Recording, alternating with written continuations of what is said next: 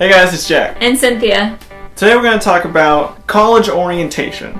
Now, if you guys have ever gone to college, you know exactly what we're going to talk about. There's no need for you to watch, but if you want to share our experiences, watch and comment. Woo!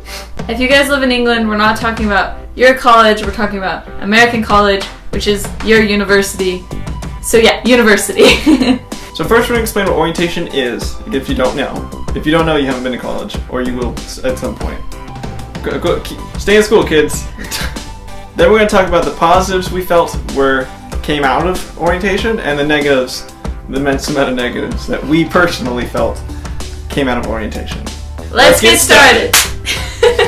So at every college, orientation is usually different. Different to the point where you may not even have an orientation per se, but like generally you'll meet at the college at like a week before and move in and stuff. Then that may be your orientation, but it also may not be. Some colleges don't have orientation at all. Some have like 2 or 3, but our orientation just happened, and then we have to go in a week before as well. And that's not orientation, that's flight week. So everyone's different, okay? Everything is different. Every college is different. We're all humans. Equality. So generally orientation is when you go up to the college and you talk to upperclassmen and you find out about all the classes they offer and what you need to be taking to get like your core classes done and stuff.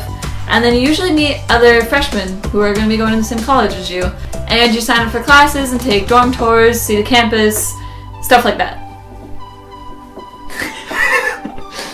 So that being said, let's talk about our positives. I don't know if that's visible on camera. So what were your positives, dear? Well, I got to see my dorm room. Well, not my specific dorm room, but what the type of room that I'd be staying in. I did too. And that was really cool because we went into college, we went into orientation only knowing what we'd seen at SMU, Southern Methodist University in Dallas, Texas, and their dorm was tiny. It looked like a hallway, but small. It was like this, and there was a bed and a desk, and it was like, oh my god, you have no room to move whatsoever.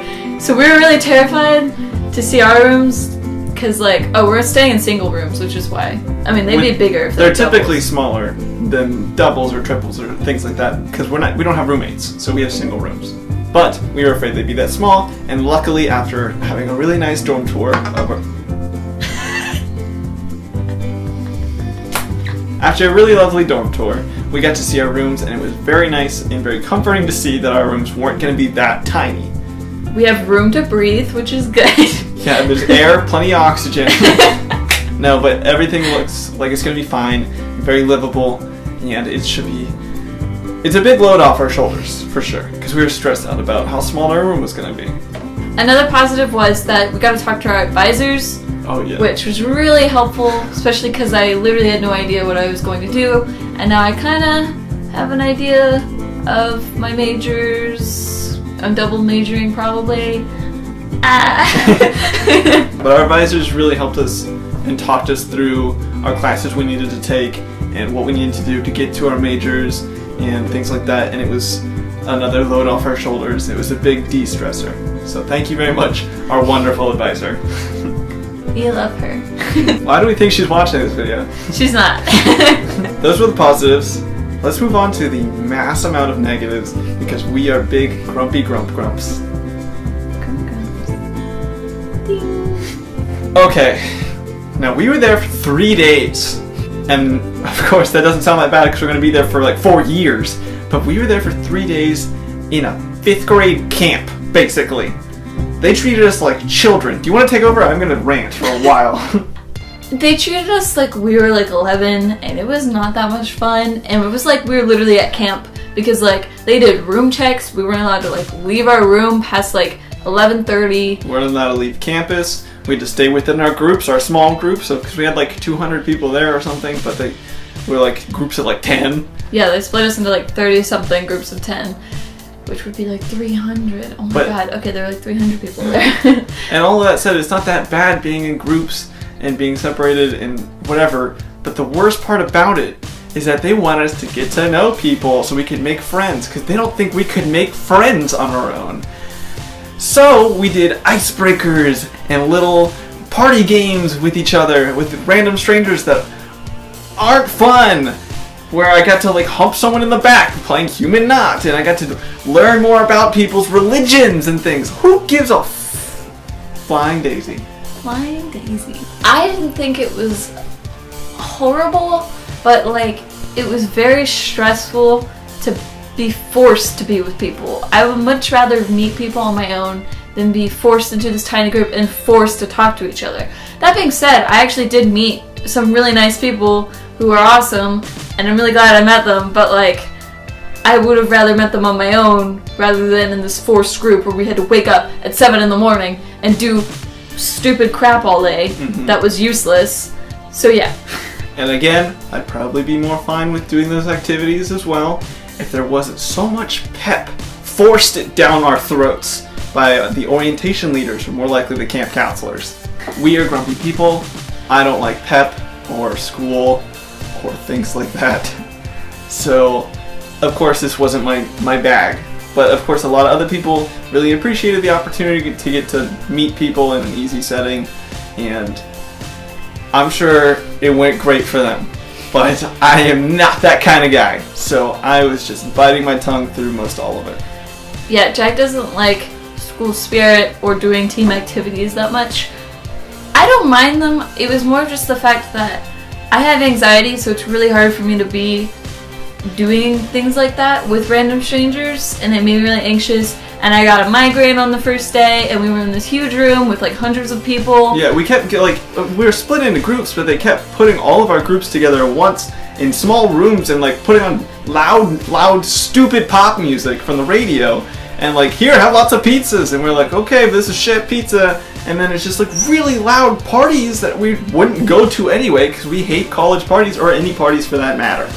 We like being around people, just not a bunch of people we don't know in small rooms, especially for me, because I like, it freaks me out and it makes me really anxious, and it gives me headaches because I get migraines really easily.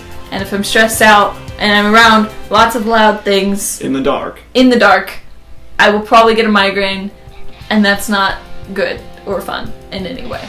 But also another negative was they forced you to choose a major.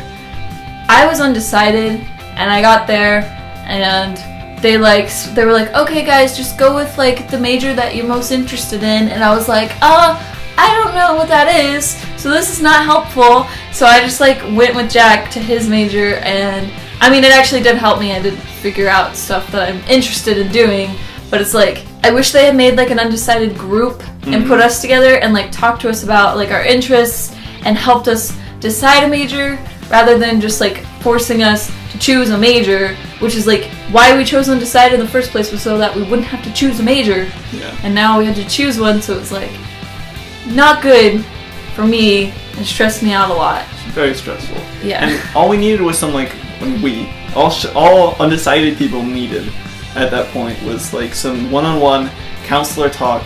It would have been so beneficial, but they were like, if you don't know what you're gonna major in, just go with what you feel like you like. And you're like, go away! You're the worst. But actually, when we did split into our groups, I did talk to an advisor, and it did actually help me figure out, okay, I'm probably gonna want to double major and all this stuff, but I'm still not really sure what I'm gonna do for certain, but I kind of have it figured out. I don't know. You're still pretty undecided for knowing you want to double major. Yeah. And that's totally fine. Being undecided is fine. Take it at your own pace. Figure out what you like to do and what you want to do. And you don't have to do it for your whole life. So many people get a major for something and then just don't do anything with it and do something completely different. It's fine. Just try out what you want to do. You don't have to figure anything out. Just, I don't know how to help anybody right now. Take your time. Don't let all that freak you out. Unless you go to a school that like forces you to have a major your freshman year, then I'm really sorry. I wouldn't go to that school if you're undecided. That's not a good idea. No. I mean, our school kind of wants you to choose a major, but you can change it until like your junior year. So you're not really, and technically you can still change it and just stay at school longer. So yeah. basically you can just do whatever you want. It just costs money, which sucks, but you don't have to finish your college years in 4 years like you think. You can do it in 5. Someone's there for 10. Yeah, someone was there for 10 Which years. I don't suggest because that's a lot of money. But you can always take summer courses. I definitely suggest doing that because you can get it done faster and you don't have to take so many classes during the year, and it's very helpful. And it'll help you reach your major if you need to as well. So that's always a good option. But it is good to try and finish it as quickly as possible just because of money, because college is expensive, because it's stupid. I don't know why it's so expensive. Our system is so broken. Yeah. And I can't. That's a whole nother rant. There's so many other rants at once. But I think we've covered a lot. I think it's time to end it. Probably. Thank you guys so much for watching. We really appreciate it, and we hope this helped you in some way. If you already went through orientation, please leave us a comment telling us your positives and negatives, and maybe we can rant together in the hatred of pep and school pride. If you like school pride, that's fine. I'm not angry at you. Probably. You're probably a fine person. I don't care. You're awesome in your own way. Everyone is. Equality! We're not saying that we don't like our school. We just don't like when they force you to be like, yeah, go whatever. You know what I mean? Like that's... Everyone stand up. You're not allowed to sit down at the football game. Everybody stand up. Now put your right fist in the air, put a claw. Alright, now everyone say, go school, go! Go! Get out of my life! Like, I like having a school pride. I just hate when they force it on you. It's like, I would much rather do it like on my own, you know? Like, talk about my school to other people and be really proud of it. But I don't want to have to be like chanting things about my school all the time, especially in a situation where I'm like not happy because there's a ton of people surrounding me and I'm in a small room. That's not fun. Anyway, we're going back into the tangents and we need to stop. So thank you so much for watching. We really appreciate it and we hope this helped.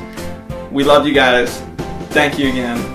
And we'll see you later. Bye! No one would know if I wasn't wearing pants right now. That's true. Let's get started! We're just like... Power Rangers, assemble!